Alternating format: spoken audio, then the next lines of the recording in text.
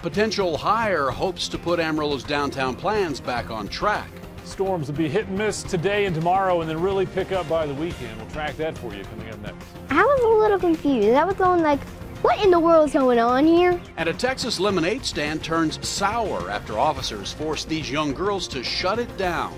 More on the law that's left a bad taste in some people's mouths next on the News at 6. Now, the most watched news in the Panhandle. News Channel 10, News at 6. 12 new officers joined the Amarillo Police Department today, and they say they plan on doing more than protecting and serving. News Channel 10's Mary Coleman joins us now live in the studio with details. With the recent negative attention surrounding officers around the country, some new recruits want to clear the air. 12 men and one common goal. Today, the Amarillo Police Department's 87th Academy class was able to put on their badge, but it was no easy feat, both for recruits and recruiters. With officers being thrown into the negative spotlight recently, Sergeant Mike Martinez says getting recruits to graduate is not the hard part. With the way things have taken place in recent times, getting applicants is harder and harder to do. But it's not just us, it's nationwide. Having spent over 1,000 hours training and with more to go, new officers tell us they know they will be well prepared to patrol in this ever-evolving society. You just have to know now that you got to be professional at all times. There's a camera everywhere you turn, so just be professional and be righteous. If you're being righteous, you'll be fine. Everything they teach you is your justified way of doing it. And if you deviate from that, then that could be where you fall into a little bit of scrutiny. Martinez says the key is staying up to date with events and strategies to better the community. The training's always evolving. Tactics evolve, the way you address different situations. It's just a constantly learning and changing environment. As something changes in the public, we have to transition and change as a department. Despite the task of wanting to prove themselves, graduates Robinson and Quirk say for today, they will enjoy their latest accomplishment. I've been wanting to be a cop my whole life, and today it's finally happening, so it's been a blessing. Martinez says the officers will be put right to work. One graduate's first shift will be on Friday night.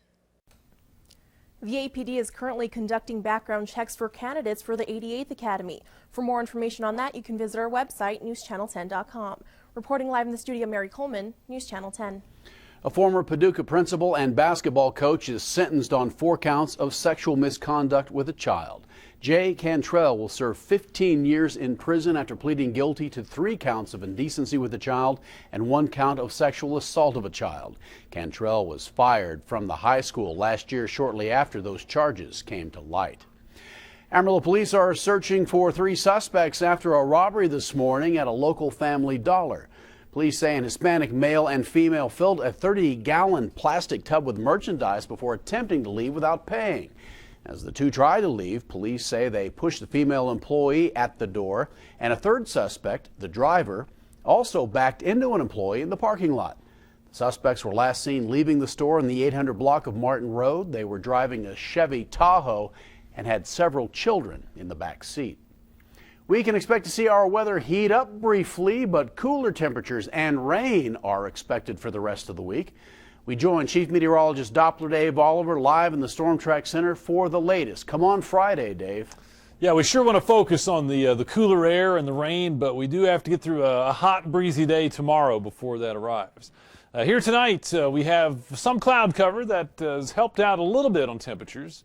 You see these patches of clouds that are kind of working in from the west and continuing to move on off across the eastern part of the area. We have had a few little showers embedded in that, just nothing really exciting today, kind of a decreasing trend on storm coverage that we've seen the last couple of days. Temperatures, though, either in the 80s or 90s, and that cloud cover was a big impact on temperatures across the area today. Tomorrow's the dry line that shifts off to the east, and that's going to put most of us in line for that dry southwest wind. That's going to help us heat up. A lot of 90s tomorrow. Could be an isolated storm near that boundary in the east tomorrow, but only about 20% on those rain chances. What we're tracking for Friday, though, is a strong cold front for this time of year. That will move in. Not only will we get a 15 to 20 degree drop in temperatures, but rain chances go up as we get that system in here just in time for the weekend. So we will have the latest details on that system when we come back. Right now, we'll send it back to Walt. Thank you, Dave. The city of Amarillo is filling another gap left behind by the former master developer for the downtown area. News Channel 10's Madison Ollowell joins us now live in the news center with what they are doing to proceed. Wallace Bajali was supposed to fill 24,000 square feet of retail space with shops along the bottom of the downtown parking garage. But after the company dissolved in January, those plans dissolved with it.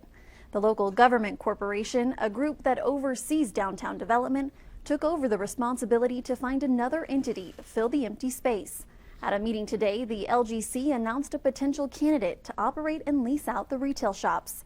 Their candidate is G4D Limited, which is made up of local businessmen and women, including Bob Garrett, the owner of Coldwell Banker Real Estate. But while projects appear to be progressing, there is some concern that newly elected city officials are not up to speed. Tonight on the news at 10, we'll hear plans to help the LGC, Downtown Amarillo Week, and the City Council move forward with downtown development in a cohesive manner. Reporting live in the News Center, Madison Ollowell, News Channel 10. As city officials continue to work through their recent water bill mistake, they tell Amarillo residents not to worry about any late fees. Since it was the city's error, officials say they will not be assessing any late fees or discontinuing service while they correct the issue. If you need to contact the city about your water bill, you can call 378-4272 or email them at waterbill@amarillo.gov. Xcel Energy has asked state regulators to raise rates for customers in New Mexico. The electric provider says savings from lower fuel prices will help lessen the impact, but residential customers stand to see their bills increase by about 7.6% or $5.72 every month. The company says a rate hike will help it get back some of the more than $1 billion it has spent this year and plans to invest next year in power lines, substations, and generating equipment. The Humane Society needs your help in saving all of its pets. Tomorrow, in celebration of Just One Day, the Amarillo Humane Society will be giving discounts on adoptions in an attempt to save every animal in the shelter. Amarillo Management and Welfare will waive all reclaim costs, except for microchipping and the rabies voucher for those animals reclaimed. For more information on adoptions and costs, you can visit our website at newschannel10.com.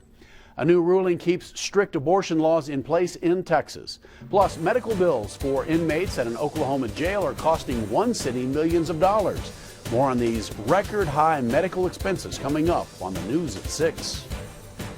We'll count on the heat flaring up tomorrow, but only briefly. We also have a nice cold front and rain chances on the way. More on that in a minute.